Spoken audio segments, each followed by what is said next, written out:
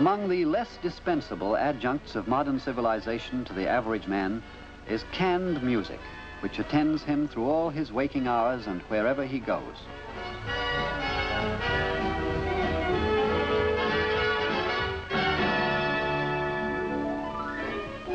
The contemporary reluctance to endure a moment's silence has been the fortune of the record industry, whose job is the somewhat precarious one of keeping hundreds of millions of turntables all over the world profitably supplied with records, an operation which requires a nice combination of business acumen, gambling sense, technical skill, and sheer lunacy.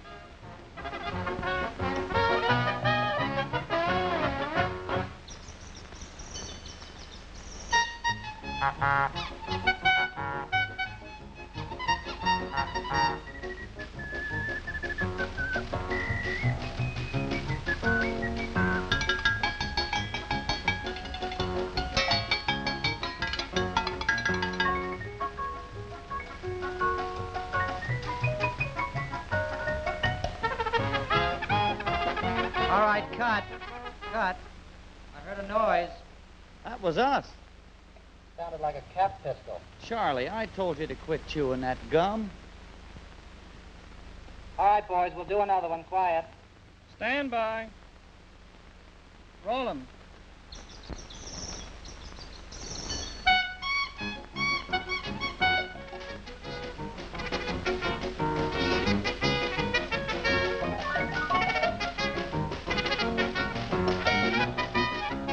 Fruits of the record industry are the hundreds of millions of records sold each year, ranging from the loftiest of classics to low-down gut bucket. In both the United States and the United Kingdom, the great bulk of the recordings sold, some 80%, are of popular tunes played sweet and smooth. A small but intense minority of the industry's customers are real fans who work at record collecting with tireless energy and close discrimination. Many of these are addicts of hot jazz in its more erudite forms, such as today's bebop.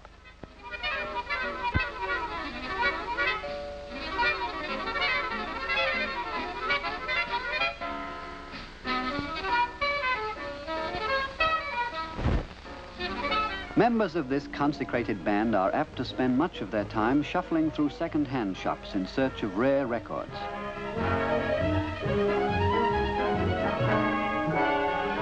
Preserved on wax in such shops is the whole history of the industry, back to the turn of the century when the Edison talking machine was the newest scientific marvel. Hallelujah chorus from the Messiah, played by the Edison Concert Band.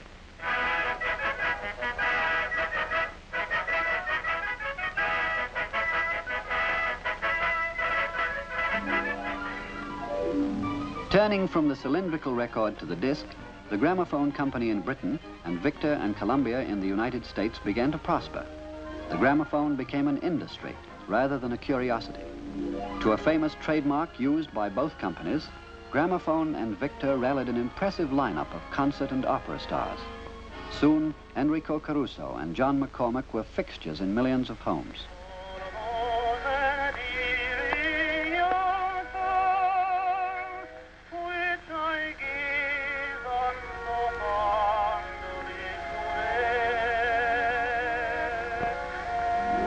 Within a few years, popular music became, and ever after remained, the mainstay of the industry.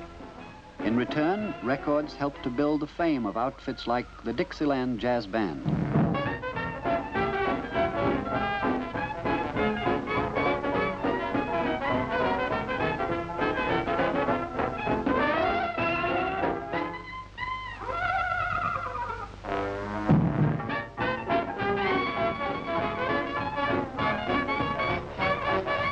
Recording was acoustical and sound was pretty crude, but nobody seemed to care much until the 1920s, when competition from the newborn radio industry became tough. By then, a group of American scientists applying the principles of radio to the gramophone had found out how to reproduce sound electrically with what seemed dazzling fidelity. For the first time, much of the sonority of a big orchestra could be captured on records.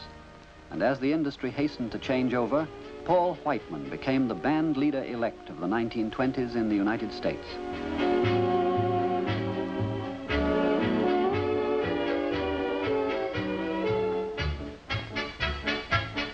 Many Whiteman records were among the best sellers of all time, but despite this, the lush days of the American industry were over.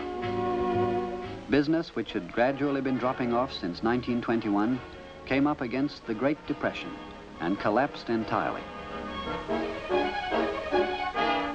The record industry seemed about done for when colleges all over the United States began throbbing to the mellow vibrations of an historic set of tonsils. Sweet Leilani, heavenly flower. With Bing Crosby as its big name and with a line of low-priced records, the brash new Decca company jolted the U.S. industry into cutting prices to the collective benefit of all. Then the nickel-in-the-slot jukebox, long popular in American dives, began catching on with the general public and soon became an insatiable consumer of records. Sweet Leilani, heavenly flower. Once started upward from its low point of 1932, business kept on improving. Passing the previous all-time peak, early in the 40s, record production in the United States alone rose to an estimated 325 million in 1947. To help in the build-up had come the public's enthusiastic discovery of swing, which launched the present fame of many a hot band like Eddie Condon's.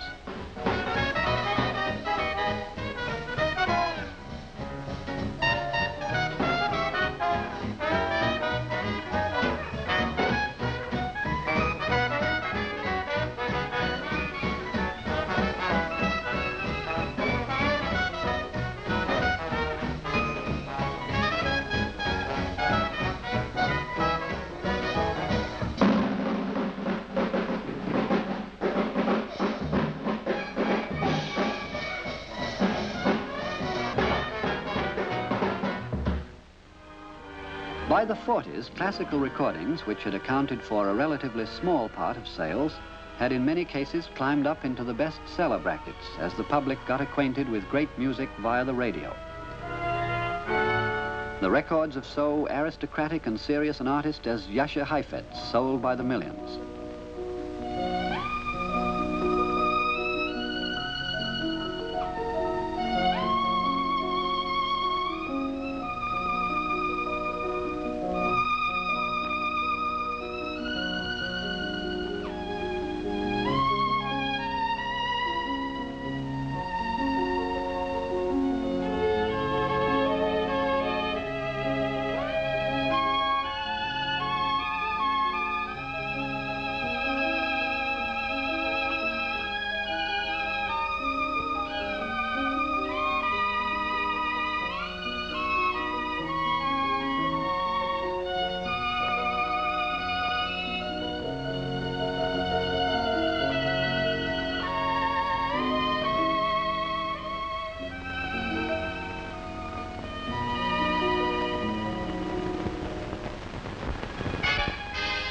In the U.S., hillbilly and cowboy singers became phenomenally popular.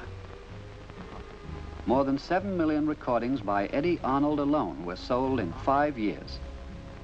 If I had only known I'd feel so all alone, I'd have begged down on my knees for you to stay.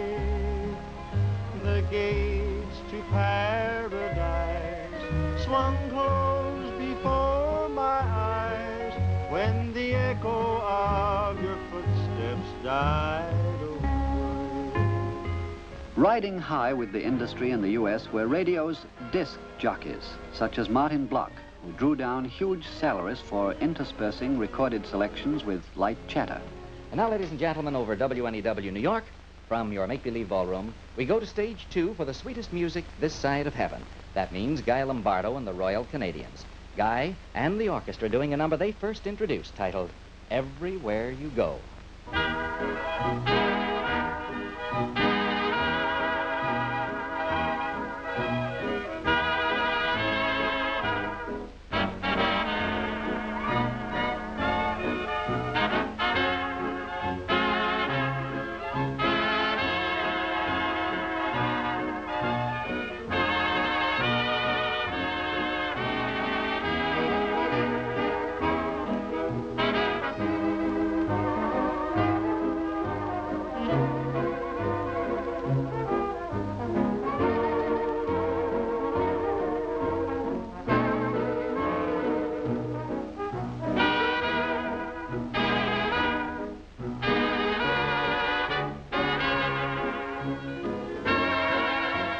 That the disc jockey and the jukebox made vast sums for all concerned except the performers, the American Federation of Musicians had not been slow to realize. In 1942, the union's redoubtable president, James Caesar Petrillo, had won from the industry a royalty on all records and transcriptions. Proceeds were spent on free community music projects giving jobs to rank-and-file musicians. When a new act of Congress made this illegal, Petrillo promptly went to bat. I told a congressional committee last January in Washington that the musicians have no quarrel with recordings made for home consumption. But we do have a quarrel for recordings that are made for jukeboxes and radio stations. Certainly no one can expect the musician to continue playing at his own funeral. With the year's end at Petrillo's order, the record business ground to a stop.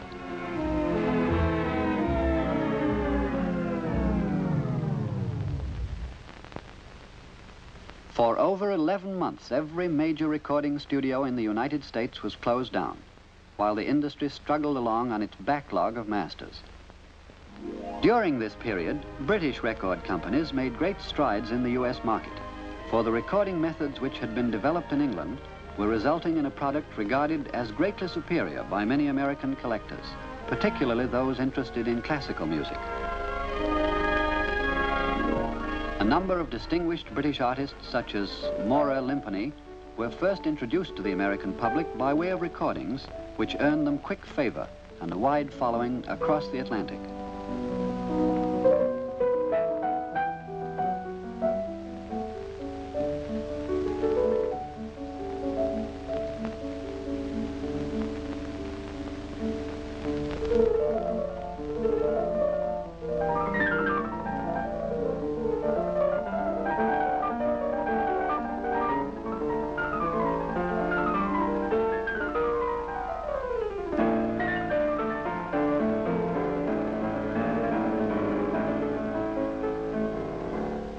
In America, meanwhile, many companies took advantage of their enforced layoff to concentrate on improving recording methods.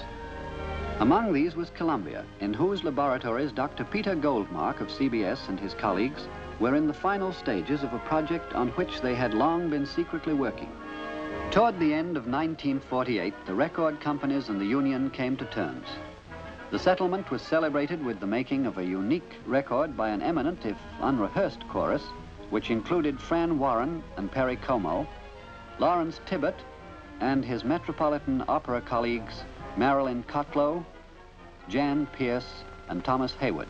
There is no one to whom we would rather help dedicate this first recording in 1948 than to you, a fellow musician and a great president. If you will pardon my rewording of a familiar wish, may I say to you, a Merry Christmas and a Truman New Year.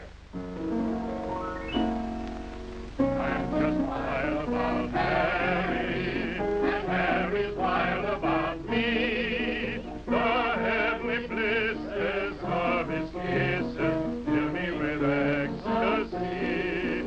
He's sweet just like chocolate candy, and just like honey from a bee. Oh, I'm just wild about Harry, and he's just wild about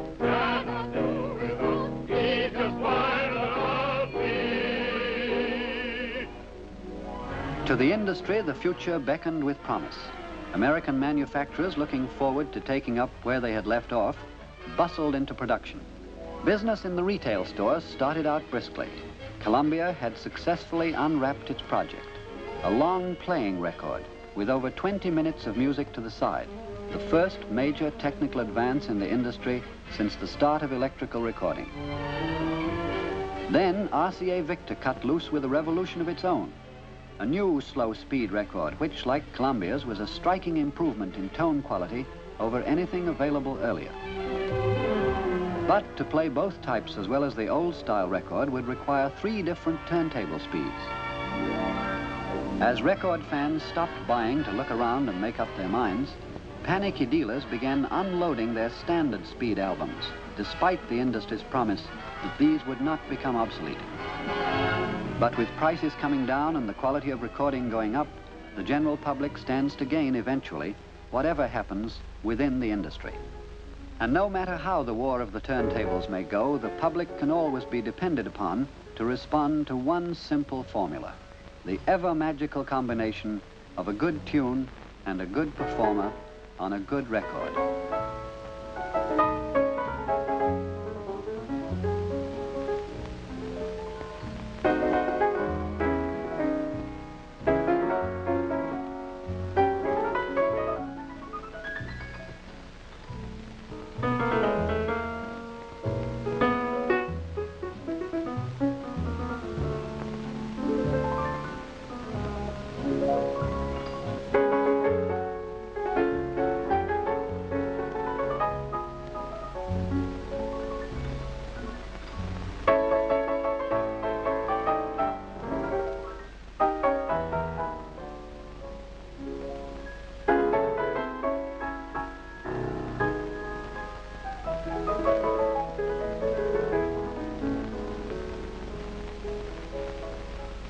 Today, whatever the difficulties ahead of the record industry, the best single guarantee of its future is the unfailing wealth of talent ever at its command. Time marches on.